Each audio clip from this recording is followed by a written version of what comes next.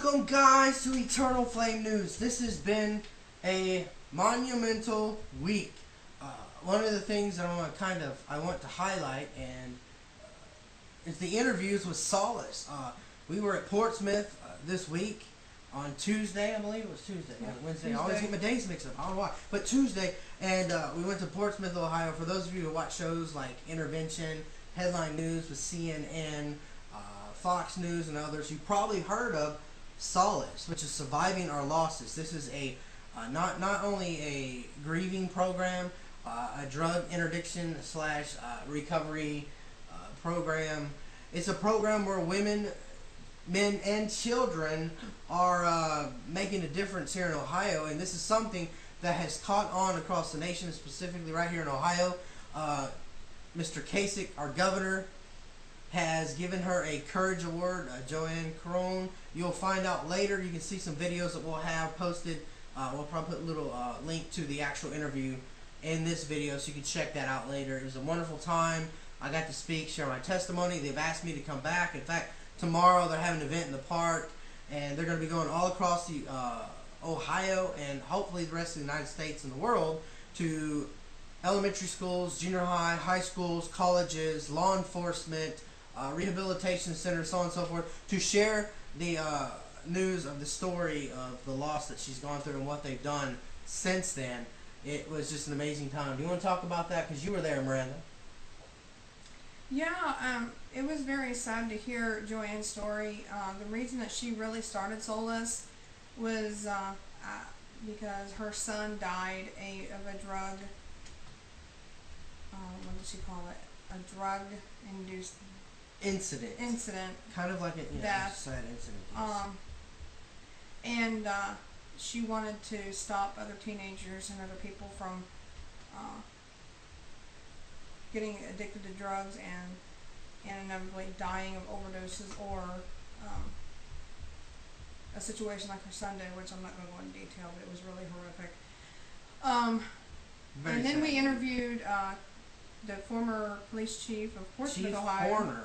Corner, and he's also running for sheriff for Scioto County, and we interviewed him about the just briefly talking about the drug epidemic that's hitting Ohio and the majority of the country. It's really insane how many people are addicted to just paying prescription drugs alone. Oh, yeah. It's scary. There's a lot. It's a really big issue here in Ohio, and we're working together with law enforcement and political office people, doctors, lawyers, so on and so forth, to try and take care of the welfare issue and then taking care of the addiction issue and the families that have gone through stuff. The thing is, they were really shocked that, though we went down there they invited us to come down and speak, Jeremy, to share his story of how he was the child of alcoholic and drug addicts and how he overcame his circumstances. They were very shocked that we turned around and said, no, we're not just here for ourselves. We want to interview you and share your stories and what you're doing down here, because a lot of people don't know what is going on in Scioto County, especially Portsmouth, and what you guys are doing to make a difference. And so they were just really overwhelmed that we would even do that. Yeah. And but that's why we do what we do. We don't, like I said, we don't go to just promote ourselves. We go to promote other people as well. Oh yeah. Oh yeah. Excuse me. Several breaking news of the day that's quite tragic. We have the Voice of the Martyrs. If you go to persecution.com, you will find out with great sadness that Tom White, the executive director for the Voice of the Martyrs, has passed away. And then we move from the Christian realm over to just the general media realm. American Bandstand. I grew up watching American Bandstand. It was American Bandstand and then Soul Train. That's what I watched as a kid. That shows how old I am. I'm a lot. See this little piece of gray hair? Yeah, I'm getting old. Anyway, Dick Clark has passed away. That's another big hit that a lot of people are talking about. His heart attack. Our prayers go out to him and Tom White's family as well. And then 13 years ago, I was in high school. We both were. In fact, this is how I found out more about this when I was in school. The Columbine shooting, and at that time everyone was pointing out how someone was asked, do you believe in God, and was killed. There's been a change, according to the FBI's reassessment of the case, that never happened. There's been speculation, and others are saying, yes, it did. Some haven't. I'm not going to argue that. But today is the anniversary of the actual shooting in Columbine. There has been other shootings for people even younger, and so on and so forth. So our prayers are out to those people as well. I hate starting the show off on a bad note. So Miranda's got a joke today. We have a joke. We got a joke. Okay, so we had someone say we need to smile a little more. We need to laugh a little more on the show, because we do talk about some pretty heavy topics all the time. It is really, there is so much tragedy happening in the world that we have to talk about that. What are you doing? I'm just playing here. You're annoying me. I'm annoying her. Sweet. It's really hard to put on a smile when you have to talk about what's going on in the world there, because it is depressing. So, I have a book of jokes, and the topic is missionaries, because we've been interviewing missionaries. Jeremy's been on a mission trip, so this was something that I thought he would like, and I hope you like too. The joke goes, a nurse took a short-term mission trip to Africa to help in a medical clinic and share the love of Christ with the sick. One day, the African women began to sing a beautiful song full of rich harmony. The nurse was deeply moved and wanted to remember this moment forever. With tears flowing down her face, she turned to her friend and asked, "Can you translate this song for me? I would like to write down the words so I can remember this moment." Her friend looked at her and replied, "If you boil the water, you won't get a disease." Actually, I know that sounds funny. When I went on my mission trip, But it's true. We had a girl, I'm not going to mention her name, she got deathly ill. I mean, she was convulsing. If you even eat the food, sometimes you just get sick. I don't know what this is in my cup, but anyway. Well, don't drink it if you didn't boil it. I'm going to drink it anyway, I don't care. Yeah, she got real sick. We actually had to ask that silly question. Is there a doctor on the plane? Is there a doctor on the plane? Is there a doctor on the plane? So we actually asked the question. Dr. Howard, Dr. Fine. Dr. Howard, Dr. Dr. Fine, Fine, Dr. Dr. Howard. Howard. Yes, the Three Stooges out. We haven't watched it yet. You need to see this. That's all I could think of when you said, "Is there a doctor on the plane?" Yeah, Dr. Howard. So anyway, They're riding their horse down the aisle. yes. Their little carts. But this was serious. This girl got really sick. We had to detour the plane, and she had to get off. And then on the way back, everyone else started getting sick because we went to a place called the Carnivore. Which I've heard from numerous people, it's an amazing place. However, the Carnivore is great. But what happened? She obviously drank the water and it was bad. Yeah, she ate the, what happens is they bring, and this is just so unfor real, and I'm going to share it with you guys, because you're probably not going to believe what I'm going to show. Just tell them about it. Well, I'm wanting to find the image I don't think you put of the actual, I don't know if I can actually click an image or not. Nope. Just tell But them. anyway, when we go to this place, the Carnivore, it's really, festive. It's pretty cool.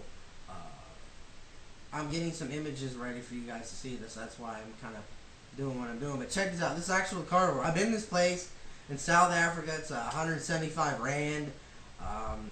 It's gotten a lot of stuff. But as you can see from this image here, he has a machete in his hand, okay? They come out with a full slab, like from the neck to the butt, on a stick. Of an animal, and they just stab it in the table. You didn't specify what kind of butt and head you were talking about. Yeah. Are they cannibals? Are we talking about cannibals? So this is the thing. I've eaten crocodile, and if you don't believe it, it's right here. I've eaten crocodile, zebra, giraffe, impala, ostrich, etc. But the problem is, the closer that you get to the actual core, it was not cooked all the way, so people were eating it when they shouldn't have. And they got sick.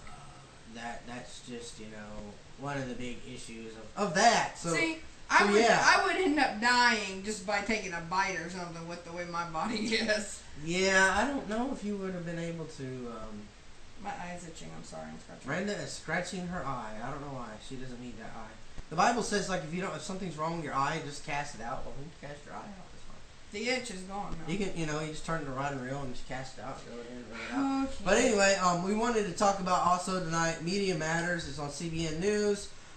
Media Matters has been under the iframe of Glenn Beck, Fox News, and even CBN News here about why in the world a nonprofit group would continually working with like one side of the spectrum of the political world. Why? We're looking at Vince Conley's report for the Daily Caller, investigated Media Matters attack on Christian organizations. What's going on is they're talking about bias and news reporting and analysis of American media. Now, the only bias that we do here at JMC is we do it from a Christian perspective. I talk about Republicans, Democrats, Socialists, everybody. I sit here and say, here's what they're doing, here's what they're trying to change, here's how they're trying to affect Christians. So that is where my bias, our prejudice, depending on what you want to call me, comes into play. Because there's a big war right now on what is a Christian, what defines a Christian, and whose side of the spectrum they're on. I've said it before. There are people who claim to be Christian all across all political spectrums, all across all different denominations, all across different kinds of spirituality, whatnot. A big movement going on is the metaphysic, New Age movement in media, which is something that you may not see up front, but it's really been going on in the background. I've been looking at this. The executive director, David Brogg, the Christians United for Israel, believes that they're targeting Christians because of their anti-Christian views. They're wanting to take and see a Christian. Here's what he says. A Christian influence media, Christian influence policy, and no better place to start than with the issue of Israel with attacking U.S. I'm worried as we continually go down. It said attacking the U.S. support of Israel. Yeah, I'm worried that as we continually go down this path, there will be this fight of balance over who is, right, who is wrong, and things are getting more exposed. I was talking to someone on Facebook the other day. I said, as we continually go down this path of changing the definition of what a moral is, what laws are, to accept what other people are, we're having this, and I've even talked about this in my communications class. We'll sit here and allow a minority group to have some kind of right, but then we turn right back around and we take a majority group, say like Christians or my beliefs or whatever on homosexuality, and we turn around and say, you can't do that anymore because now this strain is changing. So because now what we got to understand is 90% of Americans call themselves Christians. So then you got 90% of Americans saying their rights are being infringed on because, say, 2% over here has an issue. Yeah. So is that truly right? Why can't we work together? Why can't we? And that's the thing. It's because when you make a law, like the argument right now with homosexuality, should it be marriage? Should it be a civil union? Should it not exist at all? What's happening in certain areas where they've passed the law for civil unions and they've passed the law for marriage, they've turned around and told Christians, you can't even say sin anymore because we've legalized it. That's why they're fighting so hard. There's a difference between a sin and a crime. But, okay, there is a difference. But that's the thing. They're saying by using just the word that you are a sinful person, they're connecting it to a crime. They're saying it's a crime to say that someone's going to hell. That's a hate crime. That's what a reality of America and the rest of the world is going to. That the Bible is being dissected and they're taking out any mention about hell. We have a new version of the Bible out called The Voice where they don't even mention we're going to talk about that tomorrow on JNC Live. Yeah, we're going to talk about that tomorrow. Because, The Voice, and they're selling it in our local Christian bookstore today, and I'm not happy about it. And I'm not happy with some of the translations of the Bible that are out there because of the fact that this new one has taken out Jesus Christ. They're now saying Jesus the Anointed One. Or they've taken out the words apostle, they've taken out the words angels, and so many other things. What is the point?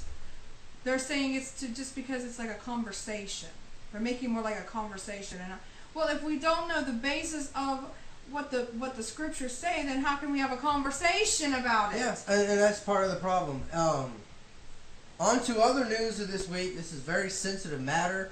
I've been argued at my college with various students telling me that pornography, and I know it's completely shift. I'm saying this so you're prepared for the subject matter.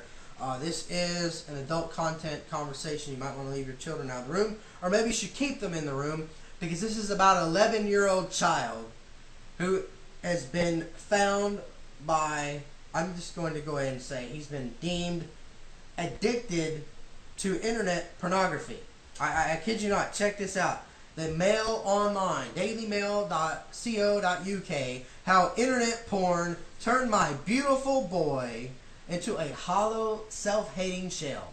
Can you read these next? Read the next line. So the mother tells how her 11-year-old boy's entire character changed when he began watching porn on his laptop in his own bedroom. His internet history showed he had also watched vile pedophiliac images presented in cartoon form.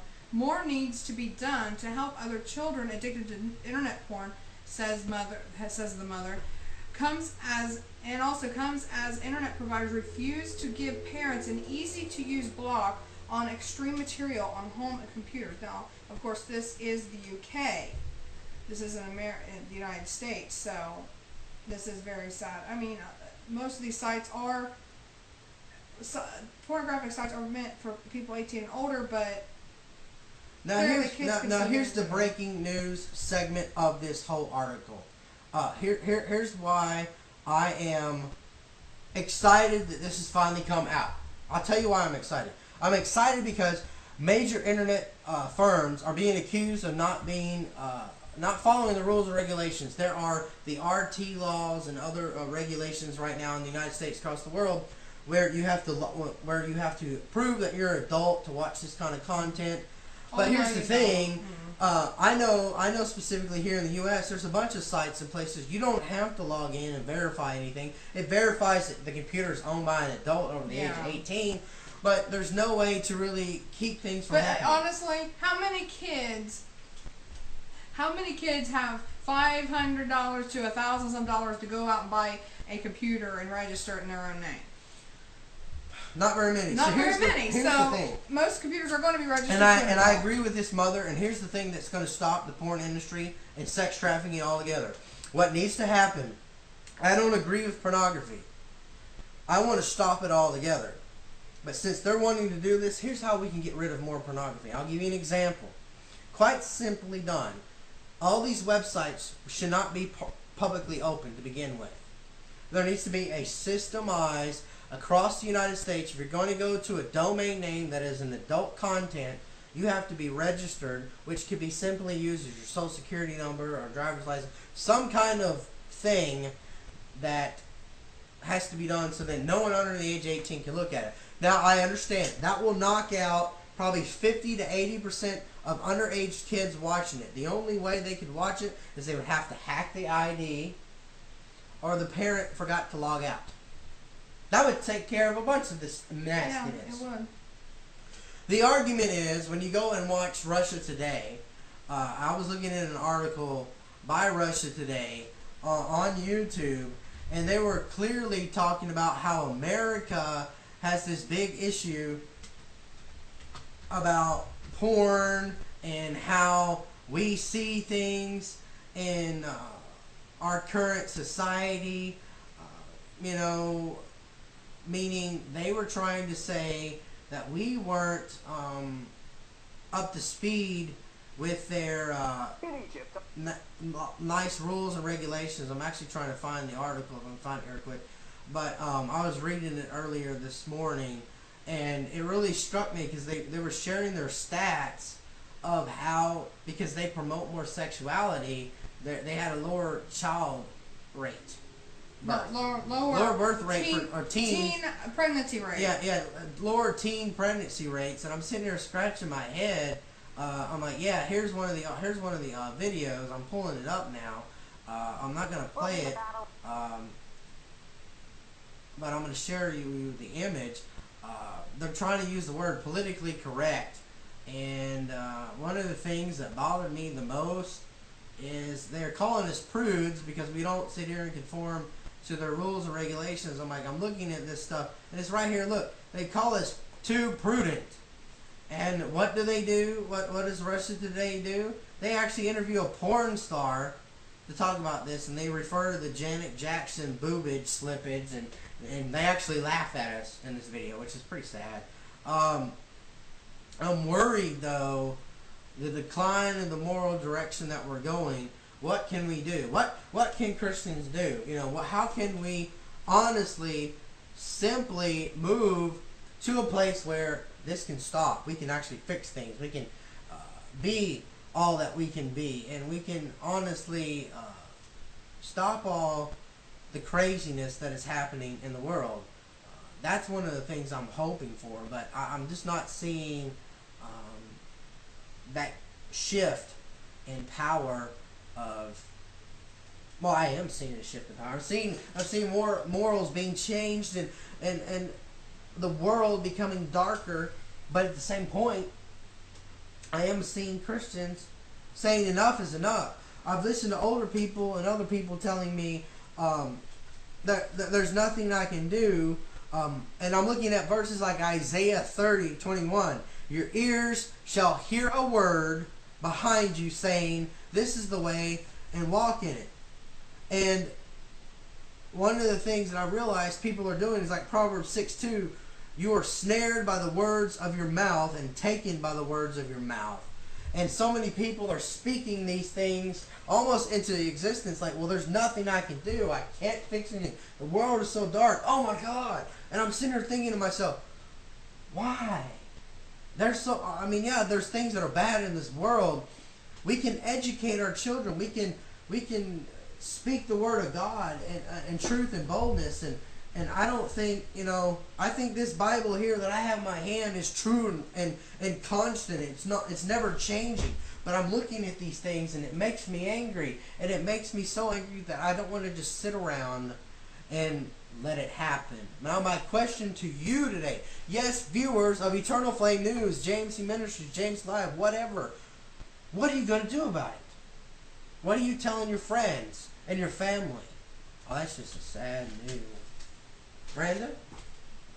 Well, I think a lot of people think just because just sharing it is enough, or just discussing is enough. No, I think we need to get out there and be proactive in the community more and more. I mean, I know there are a lot of people out there who are stuck in their homes, who are ill, and because I can relate, because many times I am. They are limited, but for those who have your legs, you have your health, you are mobile, you can get out and you can do things, you can let your voice be heard. Be proactive in the community. Get out there and get involved in different groups and clubs and different things that's going on in the community to help make it better. Oh yeah. And that's what leads me to this next subject. You gotta check this out. USA Today. And this is Jan Touchberry, an internet pastor. Many of you guys have been aware that people are saying that I'm an internet missionary, meaning that I'm on social media networks, I'm on the phone, I'm in my emails, so on and so forth, and I'm ministering to the masses through digital format.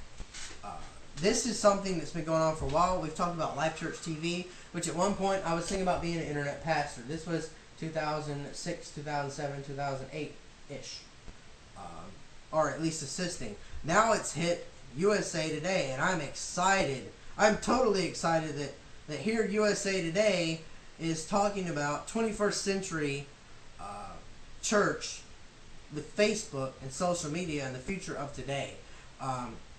The cool thing is that they have a survey in this article. Harvard Institute for Religion Research. This man, Scott Thurma, he's the author of a study by Faith Communities Today, which is fact, how churches, synagogues, and mosques use internet and other technology. 11,077 of the nation's 335,000 congregation, released in March, found 7 in 10, you heard me right, 7 in 10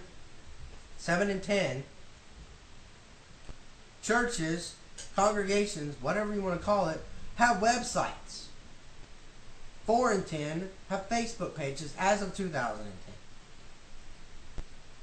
And what's amazing is that churches all across the globe are continually having an opportunity to hear the Word of God online.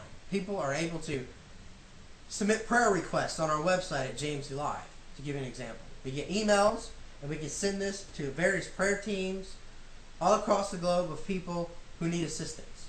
If we don't have the answer, we can find it. this is the day and age that we live in where technology can meet you face to face. You don't have to wait until Sunday and Wednesday or Thursday or whatever day of the week your event is. You can have it every day of the week. Another secular example would be my math class. We actually used Ustream and Livestream and Adobe connections to film, edit, and submit our homework for my college algebra course. And I was excited. I was the guinea pig for that, and we did it. And now my professor Lafreniere, he's going all over Ohio talking about how awesome this was. Kids could relate because we would do homework, we'd try and make notes, but then we'd forget how to do it. And you could go back and watch a video of the professor doing the homework, and we could do it. Same thing applies with church. Say you got saved on Sunday because of a message, and you want people to know what's going on. You can share that message with your friends because it's saved on Ustream, Livestream, Facebook, whatever, YouTube. And the message goes out, and you say, hey, this is what affected me. Check this out. Watch it. Get involved. And you don't have to just stay at home. I mean, that's the goal. You don't want people to stay at home. They want you to go to a church, to go somewhere and do something. But if you can't, or you just need more because you want to find out more about that subject, you watch it, and you go this next step. Miranda? What do you think? I think it was really good. You think it's really good? I mean, I want to know your thoughts on social media before we go any further. Social media, I mean, if it hadn't been for social media, we wouldn't be doing what we're doing. We wouldn't have the friends we have, and have be connected with so many people around the world. And, you know, that has really helped grow our ministry and allowed us to help more people than what we would if we didn't have this. Because, I mean, there's a lot of times I can't get out in the community. And so social media is a way for me to still stay connected with people, even though I'm stuck at home a lot. Yeah, I mean, you're completely right on that. There's just so many opportunities to reach people when you are in the positions that you are. Too many people take for granted how all this goes. And speaking about taking for granted, I've never been to, well, I almost had a chance to go. This is Disney World. There's a story in Disney World about homeless children. Miranda's going to talk about this. I found this, a homeless ministry page on Facebook shared this today. The Huffington Post brought out today an article about homeless children living on the highway to Disney World. There are a lot of hotels along the main highway that leads you to Disney World, and many of them are now have become almost like a homeless shelter for many homeless families and children. Yeah. And you know, we think of Disney World as the happiest place on earth, but it is turning out to be not that for a lot of children, sadly, in America today. And many are walking up and down the streets near Disney World, seeing people go on vacation to the happiest place on earth while they're walking the streets and hungry and have no place to go. And it really just...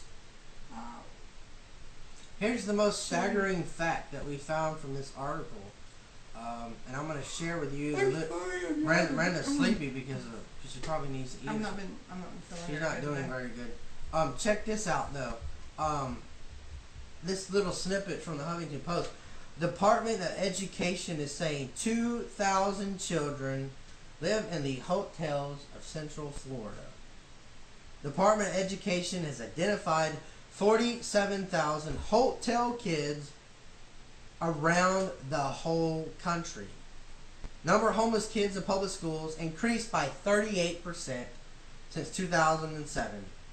It's not uncommon to hear 19 or 20 hotel kids in a class of 22 in a local school in Central Florida. That's not all of Florida. That's just part of Florida. And you know, we think, you know, we keep saying we need to realize the true face of homelessness, and this is the true face of homelessness. It is not the drunk initially on the side of the street with the, you know, with the bottle in his hand, or the drug addict. It is America's children. Yeah. And it is not their fault. They don't have any way out unless someone helps them. Yeah, I'm just so worried about how kids are being treated. here in the United States. Now we transition over to overseas, to Saudi Arabia, where we found a story about... We think in America that Christians are the one that homosexuals and liberals and the progressives, they all think that, oh, it's the Christians that hate homosexuals, oh, we're so homophobic and everything.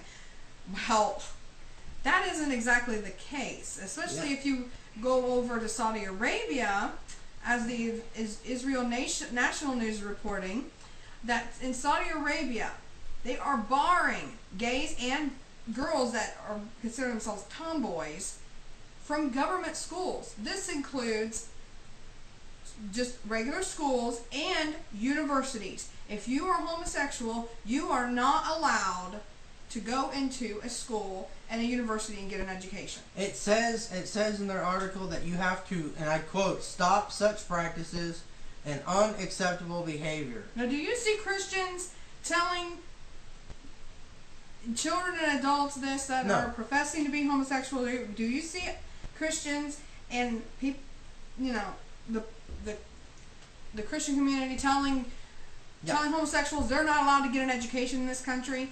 No. So here's how we do it here in JMC Ministries. We believe homosexuality is a sin. We also believe every human being ever in existence has committed sin. We believe in God's eyes, when you commit one sin, you've committed them all.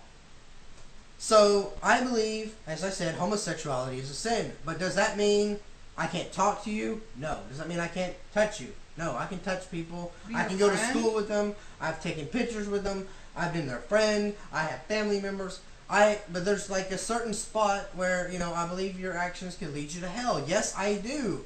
But how do you talk to someone that is of that kind of lifestyle? But a person, because in my mind, but you know, there's no difference between the homosexual lifestyle leading you to hell as an alcoholic or a thief. No. If you continually do something that could be harmful to yourself, because depending if you're a man and you do live a homosexual lifestyle, there are very serious health risks you're taking to living that lifestyle. As I learned working in the medical field. So there are risks that you are taking living a homosexual lifestyle. You know, there are AIDS, there are STDs. I mean, if you are being promiscuous with more than one partner, you are being at risk of these things. That has nothing to do with sin, quote, sin exactly. It has to do with your choices you're making. And everyone has free will. Everybody's going to make good choices and they're going to make bad choices. But it honestly comes down to what is good for you, and what is going to be good for you in the end. And you know, God give us free will. We have to make our decisions in life, and we have to answer for those decisions and pay the consequences. And see, like I said, I want to stress it again so people don't think that I'm this big. You're not going to want to pay that because that's just the. I'm not. I'm just. It's, yeah. Okay. Let me get back to what I was trying to say. Okay. All right. Here's the way I see it, and this is the way, you know, I'm not making this up as my own opinion. It's the way the Bible tells me. It says that we've all sinned and we're supposed to sit here and try to help people.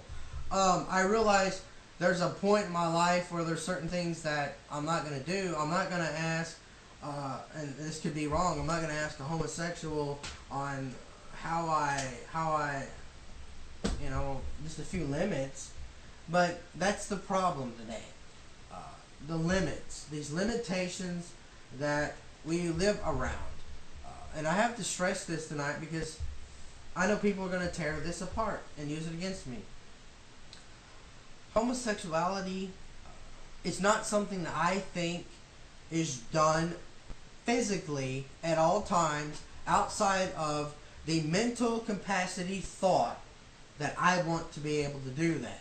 I'm a heterosexual in a heterosexual marriage, and I'm not thinking about having sex with my wife 24 hours a day. I don't think it's any different for a homosexual. They're not thinking about sleeping with a person. Furthermore, homosexuality, heterosexuality, it's supposed to be an emphasis of a sexual act. And as I've told many bisexuals, transgenders, and gays, lesbians, whatever you call yourselves, are you having sex in front of me right now? And they look at me puzzled, like, what do you mean? Are you having sex in front of me? Are you mentally picturing having sex with me right now? And they're like, no. So you're not a homosexual. I don't think anyone's a homosexual. The interesting thing is, as well, the word homosexual did not even exist when the Bible was created. The thing It was that just we a general all term. are, the thing that we all are at all times, we are Homo sapiens. Yeah. That's the only thing we all are at any time. We're Homo sapiens. You know, so we take the word homosexual, which meant human, so human sexual. So even the word homosexual is kind of weird, except for you're trying to take the word homo to define man and so on and so forth. The word lesbian, well, Lesbos is an island, and they're all called lesbians, and they're still arguing over the fact I'm not. So don't even get me started on this whole mess, because when I end up saying what I just said, I just confuse the whole homosexual population. But it is sad I mean, they should not be barred from getting an education just because of their beliefs. Like I said, you go to school. There's I want no you to go to difference. school. They're I want honestly- you to get a job. I want you to have friends. I don't want you to go But to be without honest, basic there's no necessities difference the of way life. those homosexuals be treated compared to the Christians. The Muslims over there in Saudi Arabia are treating the homosexuals as the same as they are treating the Christians. They're persecuting them. And see, that's one of the most interesting facts about this, is so many people are running into the situation where everything's falling off to the wayside. And we are becoming less than who we should be. And it worries me. It's like, what I'm saying is not hate speech. I don't want anyone to die. I don't want anyone to do these things. Yes, I would love it. And there are examples of people who said they were homosexuals and have changed. I want people to accept the fact that you may say that you were born into this. I can kind of get that, because we're all born into sin. But I honestly believe that you could change that action, and you may still feel it. Some of you may not. I want people to agree with that. I want you to agree with, I am the way I am, and I could change, become like you anytime I want. The same should be able to go for it. The way you are could be changes too, because that's the thing. Everyone's arguing over change. And we all have this opportunity to change. Now, speaking of change, what's interesting about Victoria Jackson is she's no longer on Saturday Night Live. She's involved with PatriotUpdate.com, and she had an interview, which you see in this image here. The most obvious thing that happened with this interview, it's just edited out. She talks for 20 minutes, and I want to do a quick little segue. She wrote a letter to the reporter that interviewed her and just ripped his butt for not sharing the entire truth, because that's what happened. They cut and edited her entire interview, and that she was doing about Islam, and to just make it whatever they wanted. Yeah, so she writes on the Patriot Update about how Islam is not just a religion, it's a political military system. And I have to admit, every single religion, including Christianity and all of us, we've had, during the Crusade time and even now, everyone talks about the Templars and all this, that, and the other. And there's some really crazy Christian militias right here in the U.S. that really creep me out. But she talks about how Muhammad had many wives. One was named Aisha, who was 6 years old when he married her, and 8 years old when he had sex with her. Well, this is what they left out of the This is interview. what they left out. They were just trying to make it like she's just against Islam for whatever reason. They didn't even give it. She also mentioned the Islam Center's website, the Imam, 4th in his class at Al Azhar University. And then this was being done at Murfreesboro, Tennessee. The Buckle of the Bible Belt. I had a friend from Murfreesboro. They built an Islamic center, right? Practically next to this Baptist church. She pointed out also freedom from religion, atheism, Catholicism, Buddhism, Hindu, Baptist, whatever, but not a religion that wants to kill others. And then the fact that several verses in Islam talks about be convert, killed, or diminutive, which would be taxed and treated as servants of Muslim. And the fact that she spent a 6-hour briefing in Washington, D.C. on the topic of the Muslim Brotherhood and how they infiltrated the highest government office at the FBI and the Pentagon, which I know is true as well. They're also the Coast Guard. I had one that was my roommate. So this is something that is very, very, very much so in our world today. But it just shows that the news media is only putting out there what they want people to hear. They're not sharing the whole story. It's almost like a government run. It's almost like the communist country. They filter and they edit and they only put out what they want the people to hear. And brainwash them. And see, I kind of understand that you as an entity, as a media entity, you want to put out the subject matters that you think are relevant. But you need to share the whole truth. I don't understand this. And this is one of the things that I mentioned on another program before. Here we are at JMC Live, Eternal Flame News, JMC Ministries, and we go somewhere to do an interview. Mm-hmm. I'll bring a paper and a pen, just like I was taught for journalism school and other media classes, and I ask your name, your age, and what your info is, and I end up trying to make a flowing sheet, and I want to cover all the information. One of the things of being taught in school, take a 20-minute interview and put it in 3 to 7 minutes. That's the thing. Then what's the point of doing an interview? For 20 minutes. So it's like, well, you got to find the highlights of the interview. That's what they're teaching. However, if you're going to do an interview, do a good one. What do I have on my face? You have fuzz on your face. I have fuzz on my face. Brenda has fuzz on her face. Wow. That's what I'm worried about. And everybody that we interview say, I've never had somebody that would just let me sit here and just tell my story. Yeah. And I'm like, whoa, really? Well, then that needs to happen more often.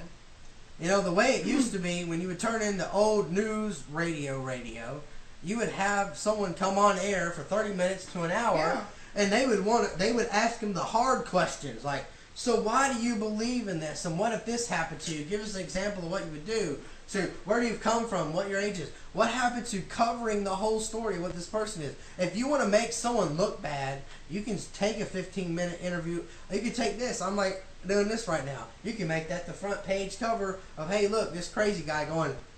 Yeah. But we've been on air for 42 minutes. The only thing you saw was, me doing stupid faces, acting silly to Miranda or whatever. That's what I'm worried about. Mm-hmm. We don't want to cover everything. No, we do. Yeah. We do. I found this on next article. This is just unreal that this is happening in America. This business owner in the town of Lockport, New York, he owns one of these electronic signs, computerized signs that can, advertisement, and then it can change every so many minutes. Well, he is going to jail for 15 days because he made his sign change too soon to another advertisement. A judge in the town of Lockport has sentenced a local businessman to jail for violating the local ordinance on electronic displays. In Lockport, the law dictates electronic signs can't change more than once every 10 minutes. In 2009, business owner David Mongillo was first found in violation. So what happened? This man was having his sign changed instead of 10 minutes, maybe every 5 minutes, and he was found in violation. He had to pay a $700 fine. Now a year later, he's in trouble again because he made the sign change too soon. What kind of people sit there along the highway and watch to make sure a guy is having his sign changed every 10 minutes instead of every 2 minutes? I mean, this is just stupid. So we waste taxpayer money for this man to sit in jail for 15 days for a sign. While there are murderers, rapists, sex offenders out there raping and killing children, and people are robbing banks and robbing home people and mugging people, but we put this man in jail 15 days because he made a sign change too soon.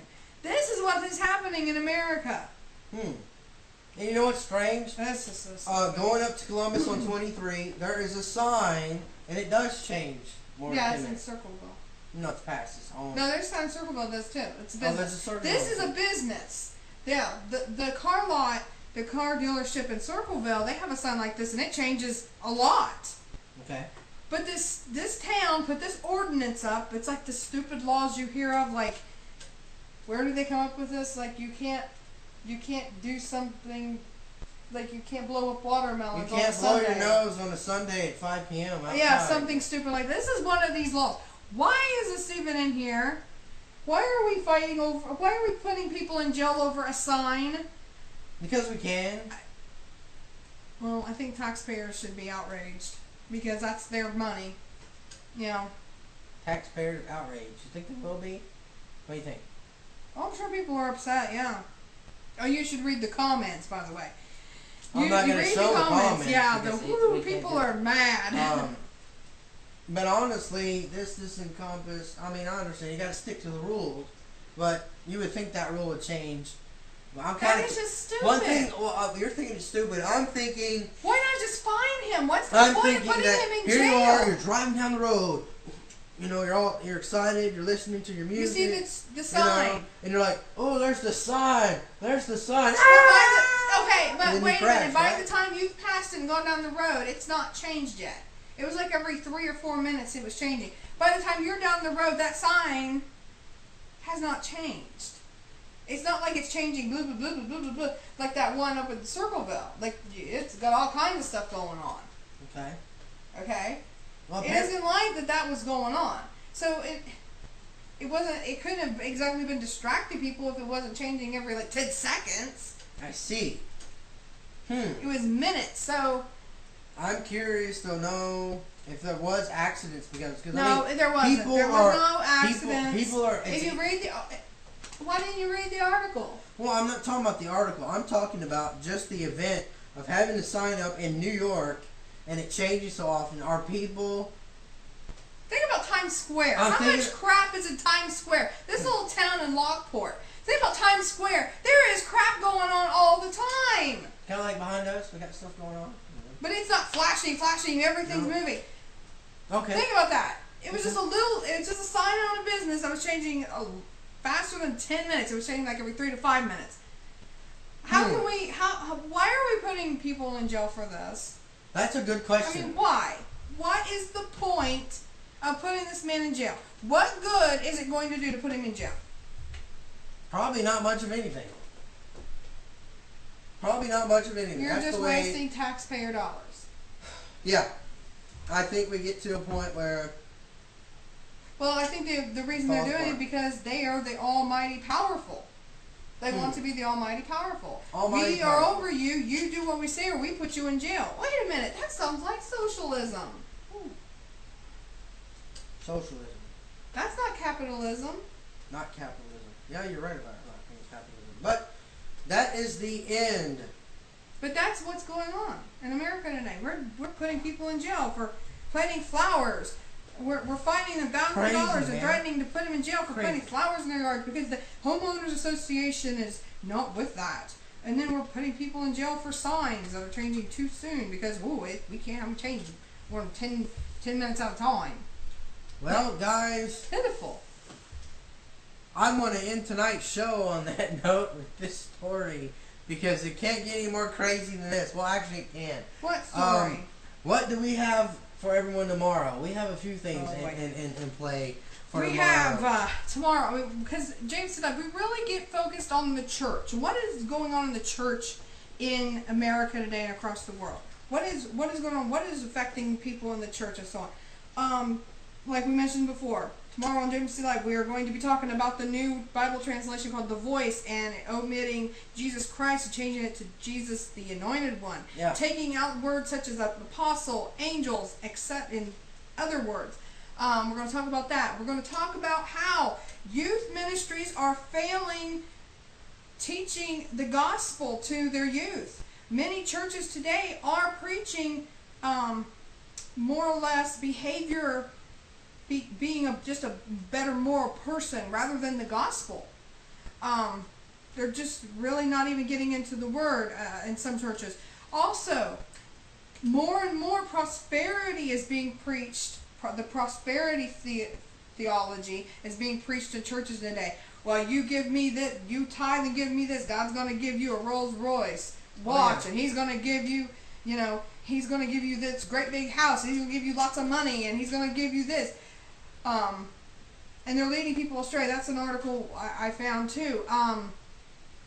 There's a lot of stuff that we're going to be talking about tomorrow. We're going to get more into the Word of God. I really am focusing on these articles about the church and what people are finding out, what is being preached in some churches across America. And it is really shocking because honestly, we need to get back to the roots. We need to get back in the Word, people. We need to stop preaching all this bull and feeding people lies. Because you know what? The preachers that are preaching this stuff, they got blood on their hands. They have people's souls going to hell on their shoulders.